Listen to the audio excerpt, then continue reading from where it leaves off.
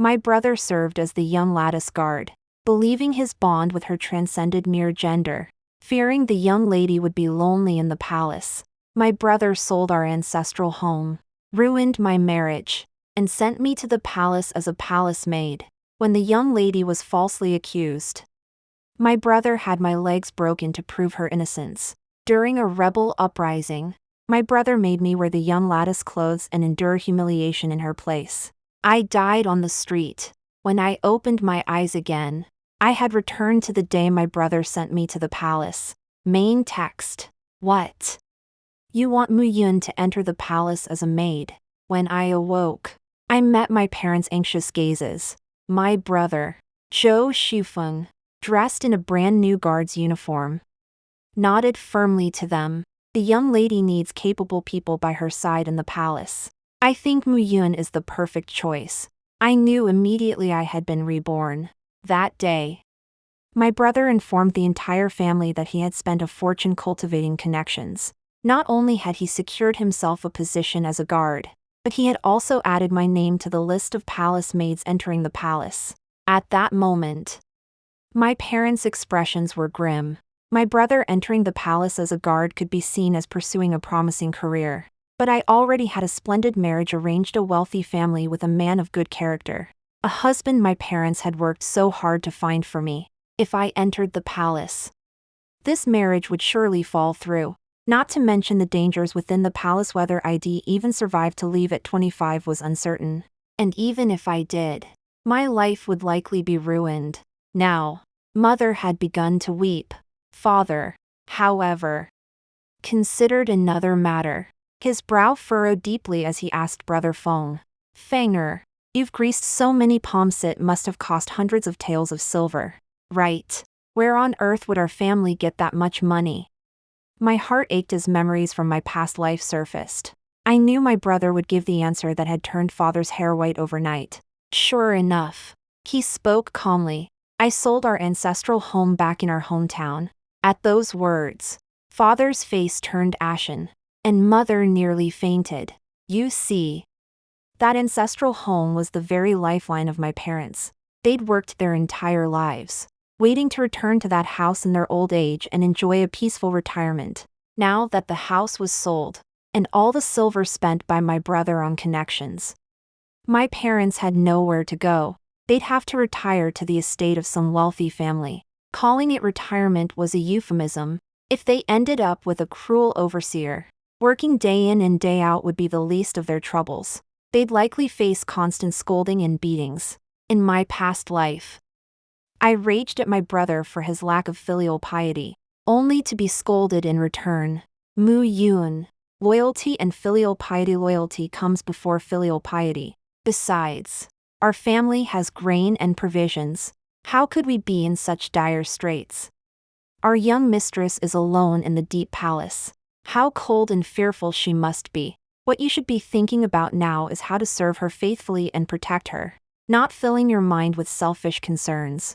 My brother has always been like this, ever since I could remember.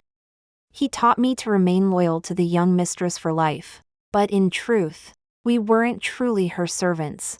The young mistress came from a marquis household. My father managed the marquis estate's accounts, and my mother oversaw the gardens. 2 years prior, they had redeemed their indentures and gained their freedom. Yet my brother clung stubbornly to his identity as the young mistress' servant, refusing to relinquish it. Once a servant, forever bound by loyalty, the young mistress shall remain my master for life. Not only did he pledge his own allegiance to her, he demanded mine as well. In my past life, he sent me to the palace, cultivated connections, and secured me a position serving in the young mistress' residence. Springwater Pavilion. When the young mistress fell under the emperor's suspicion, the Ministry of Punishment seized me along with 2 other maids on duty for brutal interrogation. Even upon entering the punishment bureau, I clung to a sliver of hope, for I knew the eunuch in charge of executions there had long been acquainted with my brother. He knew I was my brother's sister. Surely he would show mercy during the torture, but I never imagined my brother would personally come to the punishment bureau to instruct that eunuch. The young mistress is now under the emperor's suspicion. Her situation is perilous. You must beat her mercilessly. The more brutal and vicious the beat, the more these palace maids will insist on the young mistress' innocence. Only then will the emperor's doubts be dispelled. Even the eunuch couldn't bear to watch, hesitating as he said, "But Mu Yun is your own flesh and blood sister. If you beat her to the point of injury, her life would be ruined. How would you explain this to your parents?" My brother shook his head solemnly. Her current status is first and foremost the young mistress palace maid. Only secondarily is she our parents' daughter and my sister. Loyalty comes first. I cannot let personal feelings cloud my judgment. I stared at him in disbelief, wailing, "Brother." But he only frowned, his face set with righteous resolve. "Mu Yun, this is the moment when true loyalty is tested. You must show the young mistress your devotion, for the sake of loyalty." I and 2 other palace maids endured torture at the Ministry of Punishment. I was the luckiest. I only lost a leg and survived. The other 2 maids weren't so fortunate. One couldn't bear the torture and bit her tongue to end her life. The other died from the beatings. Such horrors finally convinced the emperor of the young mistress' innocence. After I was carried back to Springwater Pavilion, the young mistress never once came to see me. She was busy in the imperial study, sweet-talking the emperor, striving to win his majesty's favor. She had no time for a lowly palace maid like me. My brother sighed. The emperor knows he wronged the young mistress this time. He's already elevated her rank and bestowed many gifts as compensation. After this incident, the emperor showered the young mistress with extraordinary favor, even bringing her along on his southern tour. Unexpectedly, before reaching the south, their ship was ambushed by rebel forces. The rebels stormed aboard, targeting women for assault. They were so brazen they ignored the palace maids, seeking only the concubines and consorts clad in silk robes. At the critical moment, my brother rushed over. He shielded the young lady, who was screaming and weeping, then forcibly draped a consort's outer robe over me and pushed me out of the cabin. It was the most horrific nightmare of my life. The rebels seized me, shouting that they would taste the emperor's woman. On the deck, my brother was protecting the young lady, leaping onto a small boat to escape. He didn't even glance back at me. The rebels tore my clothes apart. Fortunately, as he lunged forward, I found a sword dropped by a dead guard. I slashed the rebel, then leaped into the river as he fell, screaming. Fortune smiled on me. Clung to a drifting plank. After drifting all night, I finally crawled ashore. By then, reinforcements had arrived. The rebels were slaughtered to the last man. The emperor and his consorts were resting in nearby carriages. I rushed toward the carriage where the young mistress was. But before I could draw near, someone blocked my path. It was my brother. His face showed no joy at my survival, only deep concern. Mu Yun, as an unmarried woman who was approached by rebels and lost her virtue, you may no longer approach the young mistress. Every step within the palace is fraught with peril. The young mistress' pristine reputation cannot endure any further blemish. Shock sent shivers through my body. Brother, what does this mean? I am the young mistress palace maid. By forbidding me to return, are you forcing me to throw myself into the river? My brother's face was etched with sorrow as he bowed his head. Mu Yun, to die protecting your mistress would be to fulfill your duty with loyalty and valor. Consider it your destiny. Seeing I refused to leave, he summoned several colleagues who forcibly carried me away. And so, I was cast out onto the street, far from the palace, though my broken leg had been set. Soaking in the river all night left it throbbing with excruciating pain. I don't remember how I died. Only a hazy memory remains. Someone saying to me, if a father shows no kindness, why should a son be dutiful? If a master shows no grace, why should a servant be loyal? Tears fell from my eyes. Yes, my entire life, I had been this so-called loyal servant in vain. How utterly worthless. Jo Muyun, would you like to start over? The voice asked again. I nodded frantically. If I could start over, I would never be that foolishly loyal person again. Heaven had eyes. It truly granted me a second chance. This time, watching my brother sell the ancestral home, I didn't leap up to scold him. What good would scolding do? After my past life, I already knew my brother couldn't be reasoned with through anger. So, only after he left, did I quietly reassure our parents. Father, mother, rest assured, they'll earn the silver quickly and buy back our ancestral home. Soon. The day arrived for me to enter the palace. My brother escorted me to the palace gates before reporting to the guard office. I've already given silver to the matron in charge. She'll assign you to serve at Springwater Pavilion, just like in my past life. He admonished me. Mu Yun. You must be utterly loyal to your young mistress. I nodded in agreement. Then, after passing through the palace gates, I dashed straight toward the Bureau of Clothing without looking back. Days later, my brother discovered I hadn't gone to Springwater Pavilion to serve the young mistress at all. Instead, I joined the Bureau of Clothing as an embroidery maid. He couldn't help but fly into a rage. I replied, my voice full of grievance. It wasn't my choice. I dropped my handkerchief on the way. And Chin Nanny from the clothing bureau found it. Seeing my exceptional embroidery skills, she insisted on taking me over from the nanny in charge of assignments. Of course, I had deliberately lost that handkerchief. In my previous life, Matron Chin had already held my needlework in the highest regard.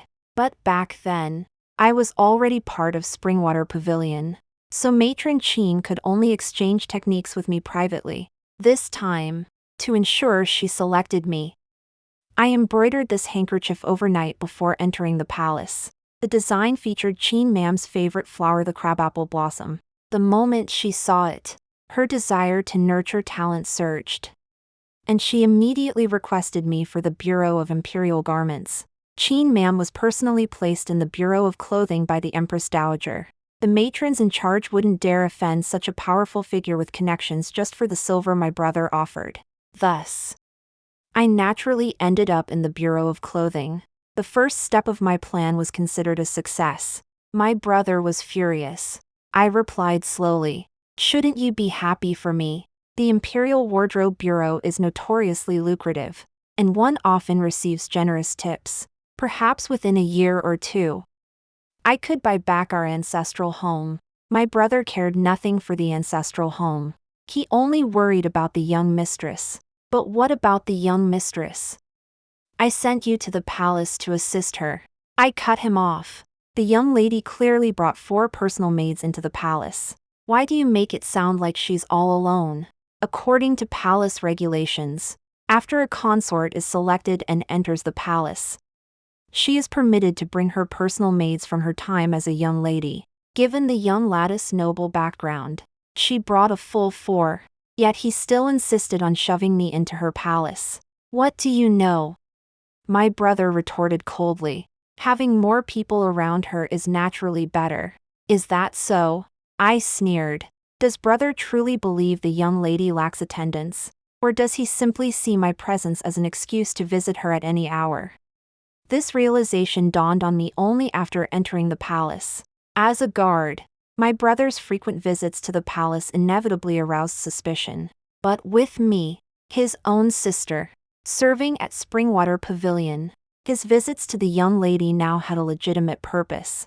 Now that ID exposed this, my brother flew into a rage. You've twisted my pure loyalty into something so vile. Clearly your mind is filled with nothing but filthy, obscene thoughts.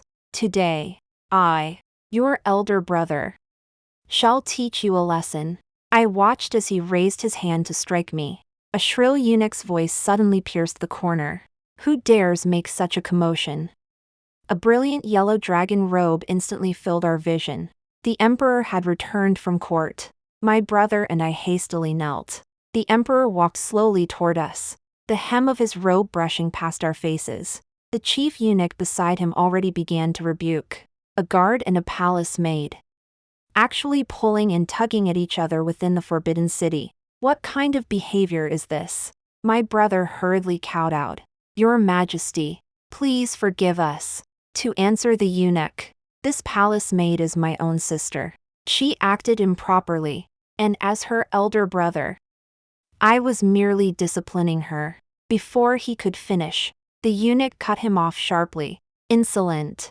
Are there no rules in the Forbidden City? If a palace maid acts improperly, the matrons will discipline her. When did it become your place, a mere guard, to interfere?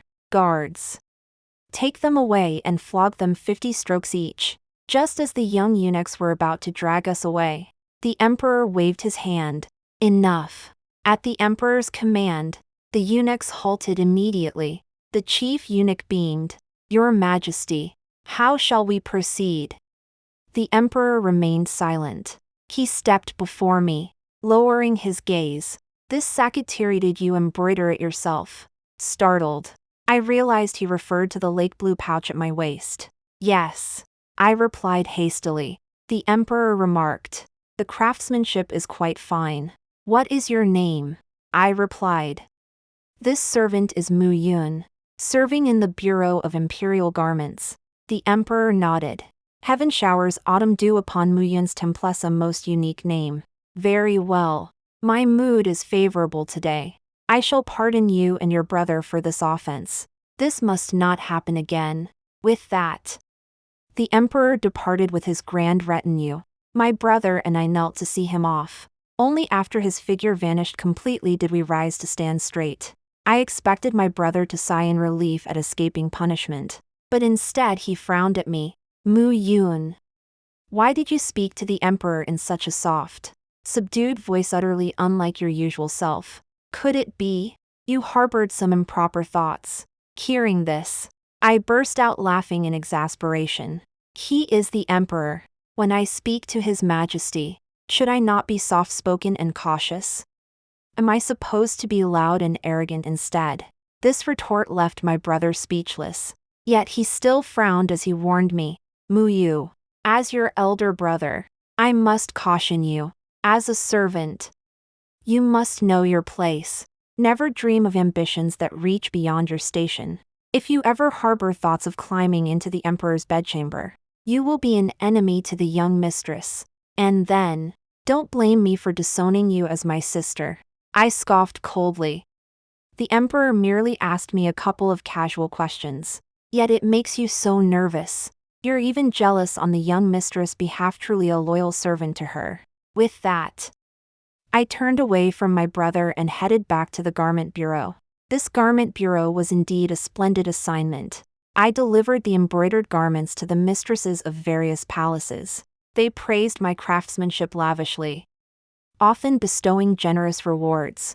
Some particularly generous patrons would simply grab a handful of gold coins and toss them to me. Clutching those gold coins in my hand, I couldn't help but feel tears welling up.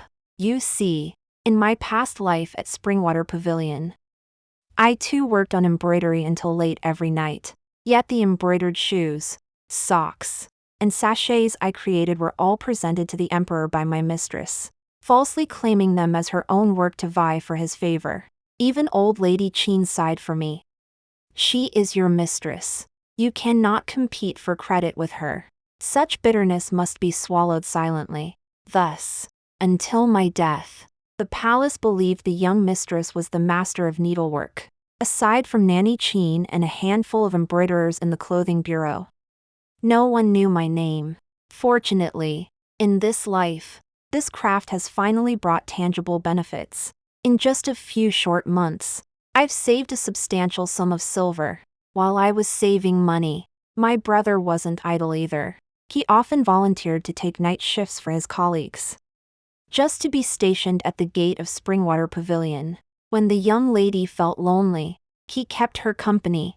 When she was bullied, he comforted her. And when she didn't need him, my brother would frequently come to my quarters. It wasn't out of concern for me, but to keep an eye on me. Ever since the emperor questioned me last time, brother had kept a tight watch on me. He frequently came to probe my movements, ensuring I wouldn't secretly seduce the emperor behind his back. One day, he drifted over to me again, and I couldn't help but sneer coldly. Brother, there are at least 800 beautiful palace maids in this palace. Why fixate on just me? Aren't you afraid others will seize this chance to rise? This time, however, he ignored my sarcastic tone. His expression was peculiar, even tinged with flattery. Mu Yun, he said. Have you obtained the snow cornelian cherry? My heart skipped a beat. The snow cornelian cherry was a rare flower from the western regions. Its petals were used medicinally, effective against hundreds of ailments. Back then, the western regions had only tribute a single snow cornelian cherry plant, which the emperor had presented to the Empress Dowager. In my previous life, before the Empress Dowager's birthday, I worked tirelessly, pouring my heart and soul into embroidering a picture of a crane celebrating longevity over 3 months. I did it for one reason only: to obtain the petals of the snow cornelian cherry. I was raised by my grandmother, who in recent years had fallen ill with a persistent cough. Her condition worsened until she began coughing up blood. The physician declared her frail constitution could scarcely endure another winter without a cure. Thus, on the Empress Dowager's birthday, I presented this crane of longevity embroidery, wishing Her Majesty boundless health and years. The embroidery was exquisitely detailed and heartfelt. Her Majesty beamed with delight and was about to bestow a reward upon me when she noticed I was kneeling on the ground, quietly weeping. Her Majesty immediately frowned. Wasn't this meant to celebrate my birthday? Why are you suddenly crying? Nanny Chin hastened to explain on my behalf. Your Majesty's kindness has likely reminded this child of her own grandmother. Bowing repeatedly, I recounted my grandmother's illness in full detail. The Empress Dowager, in a particularly gracious mood, was immediately moved by compassion. Our dynasty governs the realm through filial piety. Your devotion to your grandmother is truly precious. She then ordered attendants to pluck the petals of the snow dogwood and bestow them upon me. Thus, I finally obtained the life-saving medicine to treat my grandmother. In my previous life, as a palace maid unable to leave the palace freely, I entrusted the snow dogwood to my brother, urging him to bring it home swiftly. He readily agreed and departed with the flowers. But half a month later, I received news of my grandmother's passing. That day, I frantically sought out my brother, only to overhear the senior maid attending the young mistress thanking him. The snow dogwood delivered by guard Zhou proved remarkably effective. The young mistress applied the petal juice to her face, and within mere days, all the scars vanished. We truly don't know how to thank guard Zhou enough. My brother replied with a comforting expression. It was merely my duty as a servant. No need for thanks. My body went limp, and I could barely stand. It turned out the young mistress had been scratched across the face by a civet cat kept by another concubine some time ago, leaving a faint scar on her porcelain-like skin. The young lady wept day and night, and my brother was heartbroken. So instead of sending that snow-white cornelian cherry to the palace for grandmother, he gave it to the young lady. He traded grandmother's passing for the young lattice restored beauty. My brother noticed me slumped on the ground. He approached, his face cold as he warned me. This matter must never be spoken of. If it is, I will hold you solely responsible. I wailed. Brother, you two were raised on grandmother's congee. How could you watch her die without lifting a finger? My brother's voice was grave. That is a woman's perspective. Birth, aging, sickness, and death are the natural course of life. Grandmother passed away at a ripe old age. It was a joyful farewell. But the young mistress is still in the prime of her youth. For a woman, her appearance is everything. How can she survive in this treacherous palace with such a scar on her face? Mu Yun, you've served in Spring Water Pavilion for so long. Do you know why you're still only a third-rank palace maid in the outer courtyard? It's because you'll never learn to think for your master. I know. With brother here, our family is destined for ruin. That's why this lifetime, after obtaining the snow cornelian cherry, I said nothing, never mentioned it to brother. Yet, with so many eyes in the palace, word still reached him. You're a palace maid. restricted in your movements. Hand the snow cornelian cherry over to me, brother said. I refused to fall for it. Snow what? Pearl what? I know nothing of it. My brother grew displeased. Fine. Then, little Fuzi from the Empress Dowager's palace shared wine with me and already told me the Empress Dowager bestowed the snow dogwood upon you. I said nothing, turning to leave, but my brother grabbed me by the arm. Zhou Muyun, I am your elder brother. How can you guard against me as if I were a thief? I've already searched your quarters. There was nothing there. So you must be carrying those snow cornelian cherries on your person. Right. I struggled desperately. But my strength was no match for his. The paper packet wrapped in snow cornelian cherry petals was snatched from me. I lunged forward. Give it back, my brother tried to dodge. But in the struggle, the paper packet slipped from his grasp. It slid down the rocks and plunged into the 1,000-carp pond. My mind went blank. My brother cursed. Zhou Muyun. I didn't hear the rest. I plunged into the 1,000-carp pond. The water engulfing me. I fished around in the pool for a long time before finally retrieving every single snow dogwood petal. By nightfall, I stumbled clumsily ashore from the pool's edge. Yet the moment I reached land, despair washed over me. Not far away, beneath the cool shade, sat a woman dressed in pale yellow court robes. It was none other than the young mistress. 2 palace maids attended her, while brother stood bowed nearby. Spotting me emerge, brother immediately reported, Your Highness, the snow dogwood is on her person. The young mistress nodded, remaining seated as she extended her hand toward me. Since you've retrieved it, hand it over. Her expression conveyed utter certainty. I clutched the cloth sack tightly and took a step back. This belongs to this servant. The young mistress' expression turned puzzled. Mu Yun. Is it? She called my name. I am the master. You are the servant. How dare a servant argue such matters with her master? Gritting my teeth, I summoned my courage. My parents did indeed serve in the Marquis household, but they have since redeemed their indentures and are now free people. Though I entered the palace, I do not serve in your highness quarters. How could my belongings belong to you? The young mistress furrowed her willow leaf brows, her expression bewildered and wounded. Listen to this. How could the Ho family raise such an ungrateful servant?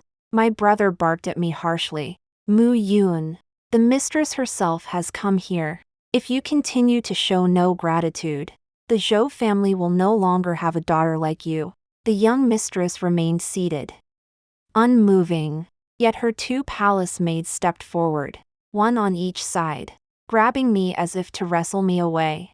I struggled desperately, screaming, Help! The young mistress' face flushed crimson with anger. Cover her mouth. Goodness! This is utterly disgraceful. My cries grew louder. Help! Help! One palace maid stuffed a cloth over my mouth while the other forcibly snatched the cloth bag containing the snow-white cornelian cherries. The young lady looked satisfied. She gazed at the snow-white petals in the bag and said to brother, Once again, I must thank Guard Zhou. Her clear, autumn water-like eyes turned to brother, her voice soft. Everything you've done for me, I've always kept it in my heart. Though Shed only spoke in a few words of thanks, brother seemed drunk on false wine, his eyes shining with excitement. It is my humble duty. Her brother bowed. Rest assured, young mistress, I shall see to it this girl learns her place.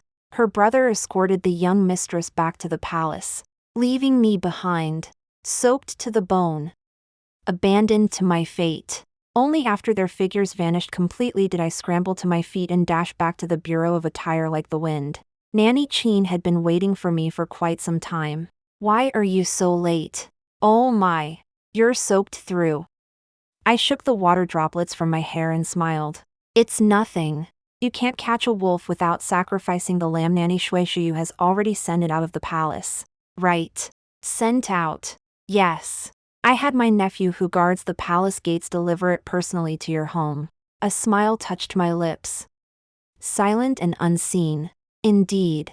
The packet of petals taken by my brother and the young lady was never the snow dogwood. The genuine snow dogwood I had given to Nanny Chin long ago, instructing her to smuggle it out of the palace. Afterward, I gathered scraps of white petals from the imperial garden, shredded them, and carried them on me, preparing for my brother's search. I knew he wouldn't let me off. If he found no snow dogwood on my person or in my quarters, he would surely return to press grandmother. So I decided to stage a grand performance, baiting him to take the hook. Sure enough, after exhausting himself to seize that packet of snow dogwood from me, my brother left me alone for quite some time. Whenever he had a moment, he'd rush to Springwater Pavilion, even if entering the palace proved inconvenient. Merely hearing news of the young lady outside the palace walls brought him immense joy.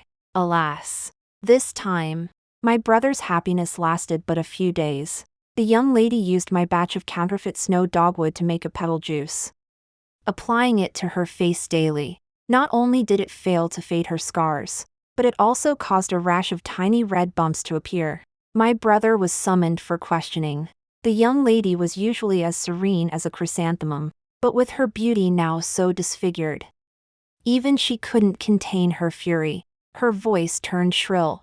"Zhou Shufeng, is this your loyalty?" My brother was equally distraught, tears welling up in his eyes. I personally researched ancient texts. Snow dogwood truly has scar-fading properties. Unless this snow dogwood was fake. Before he could finish, the young lady, enraged, grabbed a scroll and hurled it at him. "You told me your sister received snow dogwood personally bestowed by the Empress Dowager. And now you tell me it's fake." The young lattice's fury boiled over, but as she thought it through, suspicion clouded her eyes. "Zhou Shufeng, could it be that another palace has bribed you to harm me?" Her brother knelt with a thud. "Your Highness sees clearly. Even if I were to die, I could never betray you." Ever since the young mistress entered the palace, her brother had frequently used his authority as a guard to assist her. Even when she wished to secretly harm concubines from other palaces, a mere summons and a subtle hint would suffice. He would instantly become her foot soldier, carrying out these dirty deeds for her. Recalling all the ways brother had aided her, the young mistress' tone softened. She stepped forward to help him up herself, saying, "I was blinded by anger. I shouldn't have doubted you. Everyone in this palace may betray me, but I believe you. Guard Zhou never would." Her gentle words brought tears to brother's eyes once more. The moment he stepped out of Springwater Pavilion, he rushed straight to the garment bureau to confront me. When my brother stormed into the bureau, I was playing with two maids, twirling flower ropes, consumed by rage. He ignored them, yanked me by the arm, and hurled accusations at me. "Zhou Muyun, are you deliberately causing trouble?" I looked utterly bewildered. "What? Stop pretending. I've already investigated. Grandmother is completely recovered. Did you swap out that snow cornelian cherry? This time, you've deceived not only me but also the young mistress. Now she has a rash on her face. You deserve to die 10,000 times over." I burst into tears, looking utterly terrified. Has Lady Yao taken a dislike to me? I was only desperate to cure grandmother. I never meant to deceive anyone. "Brother, you and Lady Yao have always been close. Could you please persuade the young mistress to spare my wretched life?" My brother was about to scold me further when he suddenly noticed the sky blue gown I'd just finished embroidering. Its hem was densely outlined with silver thread, and when sunlight hit it, it resembled endless waves. He asked, "What is this?" I quickly replied, "Consort Song of Changle Palace summoned the imperial physician to treat grandmother. To repay such great kindness, I thought to embroider a gown for the consort." My brother's expression darkened instantly. Everyone knew Consort Song was the most senior and favored concubine, while the young mistress was a rising star. Within the palace, these two enjoyed the emperor's greatest favor. Naturally, they were also bitter rivals. Now, not only had I given the young mistress fake snow dogwood berries, but I was also embroidering a skirt for her enemy. My brother was furious. He snatched the skirt from my hands. Enough. I won't argue with you, but if you want to stay alive, you'd better stop associating with Changle Palace. They'll take this skirt to Springwater Pavilion to appease the young mistress and spare you from death. I chased after my brother but couldn't keep up with his stride, forced to watch helplessly as he carried the skirt away. By the time I returned, wiping away my tears, the two little maids who played jump rope with me looked utterly grim. Through my sobs, I pleaded. I failed to protect the skirt. Please, both of you, speak well of me before the imperial consort. It'll make a better one to present to her in the future. Indeed. These two girls appeared ordinary, yet their status was quite extraordinary. They both served in Consort Song's palace. Consort Song had many maids under her command. I deliberately chose these two, known for their sharp tongues and love of gossip. Cultivating a relationship with them beforehand, I invited them to play with me whenever they weren't on duty. Sure enough, after just a few days of fun, my brother arrived to confront me. The entire scene had been witnessed by these two little maids, and now they were thoroughly displeased. Sister Mu Yun, it's not your fault. Your brother was the one who snatched it. But why did he insist you give the skirt to Springwater Pavilion? You've never served there. Wiping away tears, I replied. I don't know either. Logically, since both my brother and I serve in the palace, we should treat all palace mistresses equally. But my brother has always insisted I favor Springwater Pavilion, forcing me to give any good things to noble Lady Yao first. The two young maids exchanged glances, their eyes already clouded with impure intent. Pretending utter innocence, I gifted them hand-embroidered pouches and sachets before escorting them out of the wardrobe bureau, watching them head straight for Changle Palace. I smiled with genuine satisfaction. They would surely deliver this intelligence to the imperial consort. Thereafter, an unusual period of calm descended upon the palace. The young mistress remained secluded in Springwater Pavilion, treating her face. The Marquis household had connections after all, securing a renowned physician's secret formula for her, though not as instantaneous as Snow Dogwood. After 2 months, the scars on her face gradually faded. I used this time to embroider a new skirt adorned with 100 butterflies flitting through flowers, which I presented to the imperial consort. The gown was exquisitely beautiful, its butterflies and flower stamens rendered with astonishing realism. The imperial consort was delighted. She had always admired my craftsmanship, often rewarding me with handfuls of gold coins. When she heard of my grandmother's illness, she even sent her trusted physician to our home. Now, those two young palace maids had spoken highly of me to the consort once more. In her good humor, she asked me, "Would you be willing to come serve me at the Palace of Everlasting Joy?" I returned to discuss it with Auntie Chin, who was overjoyed for me. She told me that Consort Song herself had risen from a palace maid. Even after her meteoric rise, she never forgot her humble origins. Though the other consorts in the harem claimed she was ruthless, not a single servant spoke ill of her. If I could serve in her palace, my future would undoubtedly be bright. The other embroiderers at the Bureau of Clothing also celebrated for me, gifting me many things and asking that if I became a favorite in the consort's presence, I would look out for them too. But before I could even reach Changle Palace, laden with all my bags, I ran into my brother who came to intercept me. With no one around, his face darkened terribly. "Don't you know Changle Palace and Chunshui Pavilion are sworn enemies?" Of course I knew. Seeing no remorse on my face only infuriated him further. "Since you were able to leave the Bureau of Clothing, why didn't you serve at the young Mistress Springwater Pavilion? Do you realize how heartbroken she was upon hearing you went to Changle Palace? She feels all the mistress-servant affection from years past was nothing but an empty illusion. Even if you chose to serve another palace, why specifically Changle Palace? The imperial consort is ruthless. By aiding such a tiger, you want me to good end." At this point, I couldn't be bothered to pretend anymore. I sneered coldly. "Oh, is Lady Yao's affection for me truly so deep? Then why didn't she spare a single coin for medicine when grandmother was gravely ill? Not to mention, whenever we delivered garments to the mistresses of other palaces, everyone received a reward. Only she turned up her cold nose. As if we owed her something.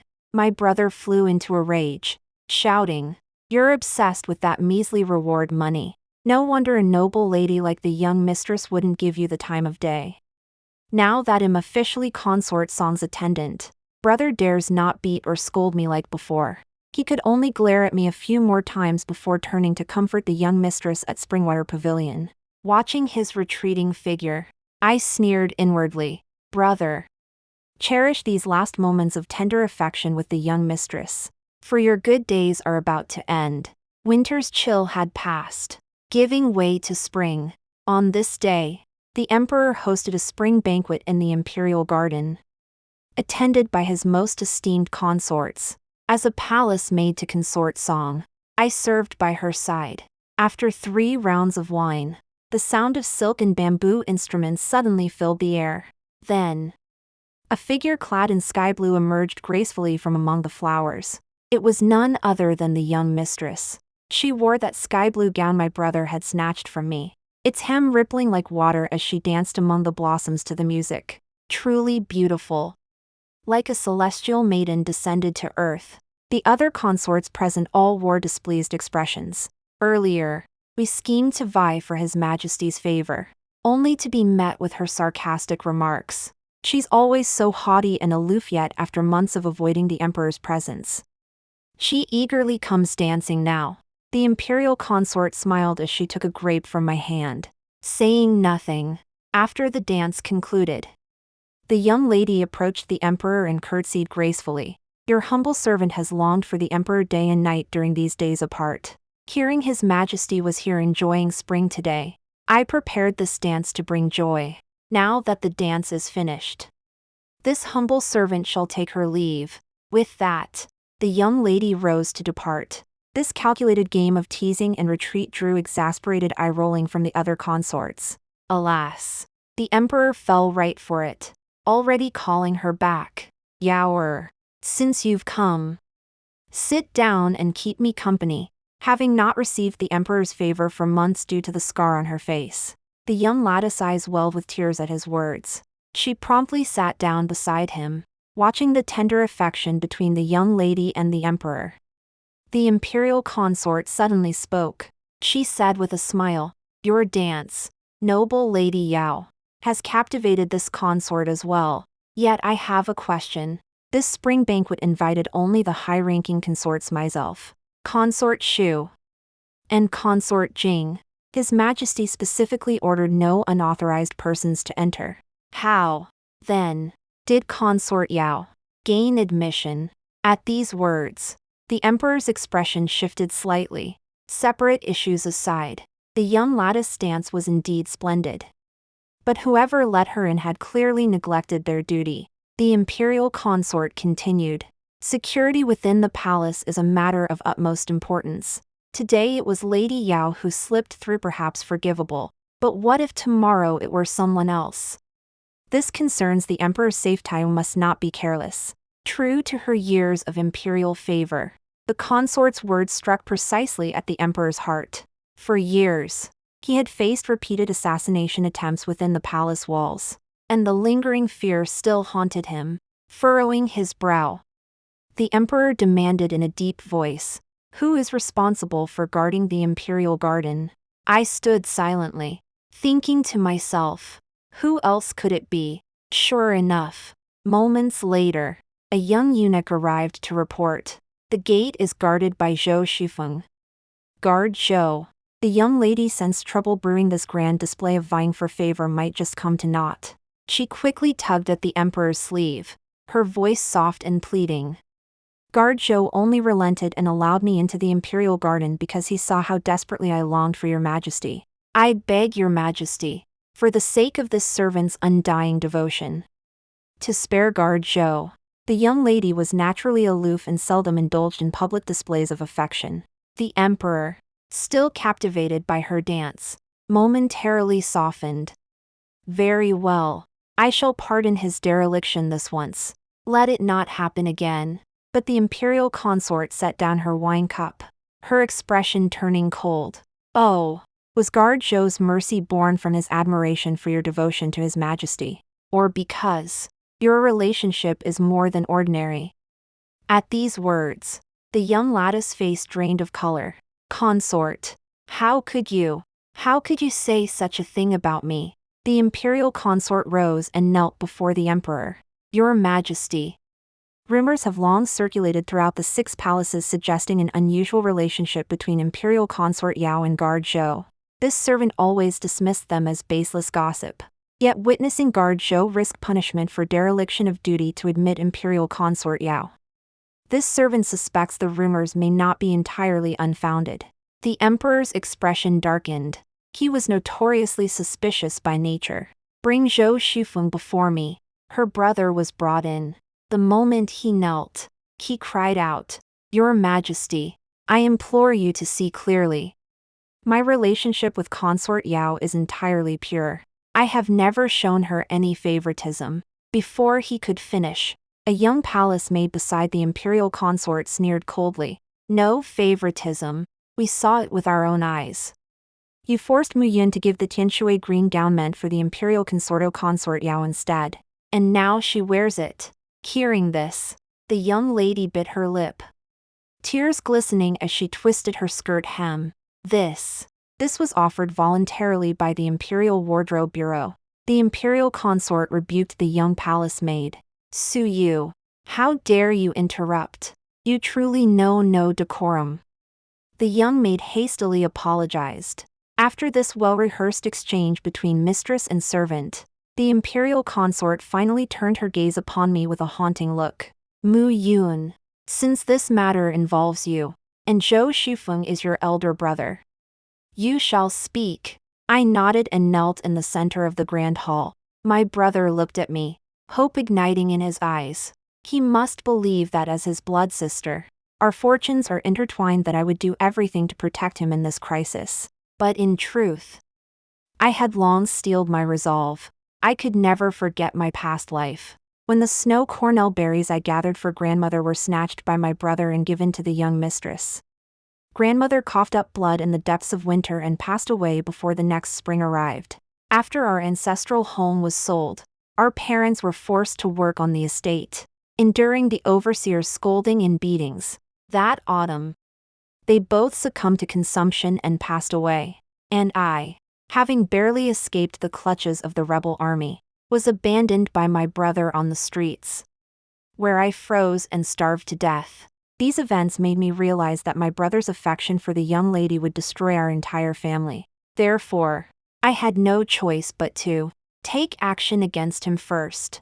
At this moment, within the grand hall, I bowed deeply before the emperor. Your Majesty, Zhou Zufeng's intentions toward consort Yao are indeed impure. The words hung in the air, the hall falling silent enough to hear a pin drop. My brother lunged forward. Zhou Muyun, how dare you? 2 burly eunuchs seized him from either side, forcibly gagging his mouth. I continued my kowtow. Zhou Shufeng repeatedly coerced the servant, demanding I divert offerings meant for other palaces to Lady Yao. Even the snow cornel berries personally bestowed by the Empress Dowager to save my grandmother's life were nearly seized by my brother to restore his sister's complexion. Consort Yao grew frantic, tears welling in her eyes. She pointed at me pitifully. Mu Yu, you are guard Zhou's own sister. How can you slander your own brother like this? I lifted my head proudly. Since I entered the palace, I am first and foremost a palace maid of the Forbidden City, and only secondarily my brother's sister. Loyalty and filial piety. Loyalty comes first, filial piety second. If I were to conceal the truth from His Majesty out of familial affection, that would be a crime deserving death. These were the words my brother had taught me in my previous life, and now I had finally returned them to him. My brother's eyes blazed with fury, his teeth gnashing with hatred toward me. Yet clearing his name was paramount now. He tore free from the eunuchs pinning him down and bowed his head desperately. Your Majesty, witness this. Before the young lady entered the palace, I was merely a servant of the Marquis household. All this stems solely from my loyalty to her. I never once entertained any personal feelings. The imperial consort replied coldly. Oh, if Guard Zhou never harbored any personal feelings, why did he immediately shout about his innocence with Consort Yao upon entering? My brother hadn't grasped the implication at first, but moments later, it hit him like a thunderclap. His blood rushed to his head. When he was brought in earlier, before anyone had even questioned him, he had immediately declared his innocence regarding Lady Yao. But in reality, when a guard is brought in without any prior questioning, the first thing he should think of is his own dereliction of duty. What brother blurted out first actually exposed his guilty conscience. Unable to speak, he could only repeatedly kowtow, protesting his innocence. The emperor's brow darkened with shifting shadows. He glanced at me and murmured, "Mu Yu, this is your elder brother. Do you believe his actions stemmed from loyalty or personal desire?" I bit my lip, letting 2 crocodile tears fall as I feigned the heart-wrenching resolve of sacrificing kin for justice. "Your Majesty, as the younger sister of Guard Zhou, I naturally wish to believe my brother acted out of loyalty to the young mistress. Yet I also know this scandal has rocked the entire city. To sweep it under the rug would gravely damage both Lady Yao's reputation and our Zhou family's honor. Therefore, in my humble opinion, it would be best to have the Ministry of Punishment take my brother away for investigation. I trust the eunuchs of the ministry are masters of inquiry. If even their rigorous interrogation fails to uncover anything, then my brother's loyalty to noble consort Yao must be pure." My brother glared at me. His lips trembled. How could anyone in this world suggest sending a blood relative to the Ministry of Punishment? "Zhou Muyun, how utterly vicious are you? Why wouldn't there be? In my past life, it was precisely at your suggestion that I was sent there." Though my heart rejoiced, outwardly I shed 2 clear tears. "Brother, how could I ever wish for you to suffer? But truly, there is no other way." And so, guided by the imperial consort, my brother was sent to the Ministry of Punishment for interrogation under severe torture. Consort Yao was confined to Springwater Pavilion, and many of her palace attendants were also taken away for questioning. The first to testify were 2 maids named Zhuer and Xinger. These 2 maids were none other than the girls who had suffered alongside me in the Ministry of Punishment in my previous life, the ones who were ultimately beaten to death. Both were very young, only 13 or 14. In my previous life, the word loyalty had been hammered into their bones, leading them to lose their lives in utter confusion.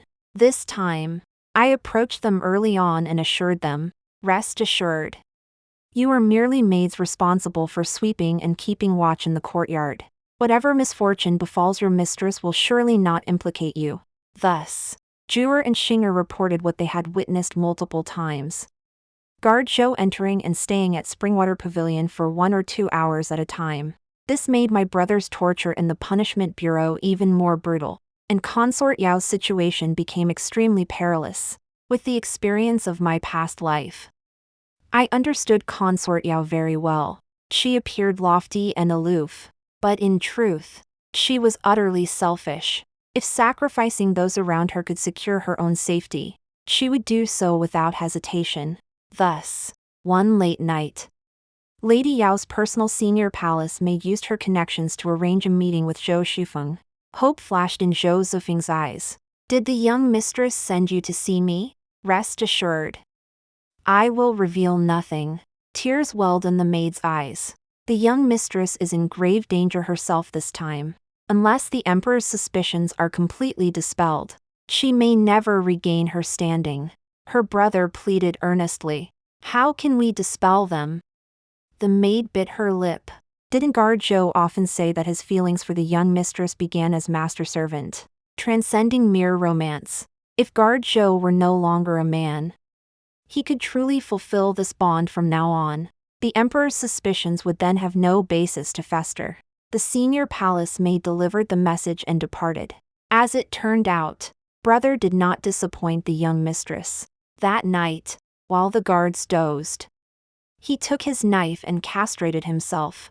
Brother had underestimated the danger of self-castration. Those in the palace who specialized in performing this procedure for eunuchs possessed precise skill. My brother, attempting it for the first time, had no experience and no means to stop the bleeding. Fortunately, the guards were awakened by his agonized screams and arrived in time to check on him. Otherwise, he would have bled to death within the span of a stick of incense. Even with timely discovery and treatment, my brother remained unconscious for half a month. This incident, however, moved the emperor to show mercy, releasing him from the ministry of punishment. When brother awoke, he found himself lying on a bed in a side chamber, struggling to open his eyes. He saw a woman dressed in brocade and adorned with jewels sitting not far away. Miss. Brother was deeply moved, never expecting the young lady herself to be keeping vigil at his bedside. I smiled, shattering his illusion. Brother. It's me. I now served as a first-class palace maid to the imperial consort, enjoying fine attire and comfortable living. Sitting in this humble room, my hair adorned with gleaming jeweled hairpins and my wrists jingling with jade bracelets. Seeing my brother staring at me, I smiled faintly. What? Don't you recognize me? Are you so overjoyed by my rise in the palace that you've gone mad? My brother froze, then spat out a curse. Jo Muyun, you traitorous whore. You stepped on the young mistress to climb into the empress consort's favor. Just wait. When the young mistress regains her favor, your retribution will come. I didn't grow angry, only asked slowly, brother, are you still waiting to serve in the young mistress palace? When she rises to power someday, you'll be elevated along with her. Brother sneered coldly. I'm not like you. My loyalty to the young mistress was never for wealth or status, but to be by her side. I sighed regretfully. Indeed. But alas, brother, you will never again be able to keep her company. Just yesterday, the emperor ordered her death in the cold palace. My brother froze. After a long moment, he roared, "You're lying. You're deceiving me." I remained seated, unmoving, my expression serene. Despair clouded his eyes. Why? I'm already rootless. There's no way I could ever have any romantic involvement with the young lady again in this lifetime. Why did the emperor still? Brother wailed in anguish. Young lady, young lady. I rose, speaking softly. Brother. The young lady was indeed executed by the emperor for an illicit affair. But it wasn't with you. In my past life, Jewer, Xinger, and I were dragged to the Ministry of Punishment for interrogation because the emperor suspected the young lady had an affair with his own younger brother. Prince Qi, we threesome dead. Some crippled finally convinced the emperor of the young lad's innocence. But the truth is, Qi was not innocent. In this life, after the incident at the spring banquet involving the young lady and brother, the imperial consort ordered a search of the young lad's spring water pavilion. What emerged was devastating. Letters exchanged between the young lady and Prince Qi, tokens of their affection all uncovered. Watching my brother, struck as if by lightning, I whispered, "Why are you so heartbroken? Brother, could it be? You thought she felt something for you." His vacant eyes turned to me. He truly believed it. He believed the young lady had entered the palace out of necessity, that they could never be together in this lifetime. So he resolved to accompany her for the rest of her days under the guise of master and servant. How could that be? Brother, I murmured softly. You didn't see how she, someone so unskilled in needlework, stained the fabric red with her blood while making shoes and socks for Prince Qi. In comparison, what has the young lady ever given you? Brother, nothing but a few kind words. A few teasing glances, nothing more. Ah. Come to think of it, a few words. A glance, if that's all it took to make brother run errands for her, work himself to the bone like a dog. If I were her, I wouldn't need to give anything else either.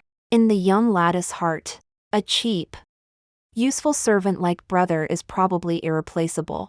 My brother's eyes glazed over as he coughed up blood. This was the true fatal blow to him. Everything he had poured his heart into had always been for nothing. I turned away. No longer looking at him. My brother passed away that very night. His physical wounds weren't fatal. What truly consumed him was utter, complete heartbreak. So he hung himself from the beam with a rope. The emperor's fury over the secret affair between Prince Qi and consort Yao sent the entire harem into upheaval. Hardly anyone paid attention to my brother's death. Such is the forbidden city. Even the passing of a concubine is soon forgotten, let alone the death of a servant. It was like a speck of dust tossed into the sea, stirring not a single ripple. Only my family grieved for my brother's death. They hadn't been reborn. Unlike me, who had severed all ties with him, yet his past actions had indeed broken their hearts. After weeping bitterly, my parents gradually found solace. Moreover, I had purchased our ancestral home, restoring it to its former glory. My parents moved there with grandmother, surrounded by local relatives, and their spirits lifted considerably. Without my brother's constant meddling, our family's modest life in this lifetime could be considered steadily improving. I continued serving as a senior palace maid beside the imperial consort, while Zhu'er and Xing'er also moved from Chunshui Pavilion to Chang'e Palace to work under me. Later, during the emperor's southern tour, I was exceptionally granted the title of county princess for saving his life amidst rebel forces. The imperial consort regarded me as her sworn sister. I remained by the imperial consort's side for many years, witnessing her bear children and endure endless rivalries with successive waves of newcomers in the palace. Nanny Qin and the embroiderers from the Bureau of Imperial Garments still kept in close contact with me. Some were assigned to serve in various palaces, while others received imperial marriage decrees. I sent generous gifts to celebrate each occasion. Time flew by, and at 25, I reached the age to leave the palace. By then, the imperial consort had become the imperial grand consort, and her son was named crown prince. The imperial grand consort urged me to stay in the palace and continue serving her. Truthfully, I knew staying was an excellent choice once the crown prince ascended the throne.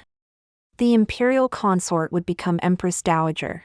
I would serve as her chief attendant, enjoying prestige, status, and honor in abundance. Even the emperor would have to show me due respect. Yet I still knelt before the imperial consort and pleaded to leave the palace. The imperial consort pondered for a moment before finally consenting. Very well. This life, I have no chance to see it myself. Go and behold the blue sky beyond these red walls for me. She bestowed upon me gold, silver, paddy fields, and a residence, granting me an honorable return. I finally stepped out of the forbidden city. I breathed in the fresh air. It seemed no different from the air within the palace walls. Yet everything felt utterly transformed. The memory of being sent into the palace by my brother remained vivid.